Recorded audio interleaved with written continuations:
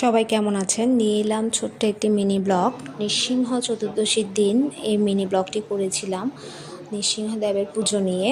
তো আমি এই পুজোটি সম্পন্ন করেছিলাম মা কামাখ্যা মায়ের মন্দিরে। ওখানে আমার সাথে আরও অনেক বৌদিরা ছিল যারা নৃসিংহদেবের উপবাস রেখেছিল। তো এখানে দেখতে পাচ্ছেন ব্রাহ্মণ পুজো করছে, আর ছোটোখাটোর মধ্যেই সব কিছু সবাই জোগাড় করেই আমরা পুজোটা করেছিলাম। তো এখানে সুন্দরভাবে ঠাকুরকে অভিষেক করানো হয়েছিল পুজো করে। ইভেন ঠাকুরকে পায়েস ভোগও দেওয়া হয়েছিল। এই মন্দিরটা হচ্ছে একটা সাধিকা মায়ের ঘরের মধ্যে।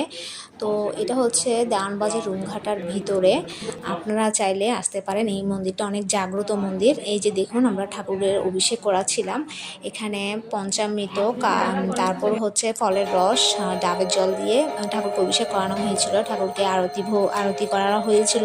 আর হচ্ছে সবার নামে এখানে তুলসী পাতা দেওয়া হয়েছিল। আর এই যে দেখুন, পায়েস ভোগও দেওয়া হয়েছিল ঠাকুরকে।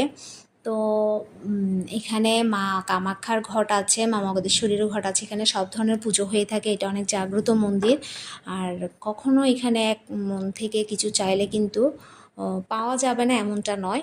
এটা কিন্তু আমি পেয়েছি, সেজন্য আপনাদেরকেও বলছি।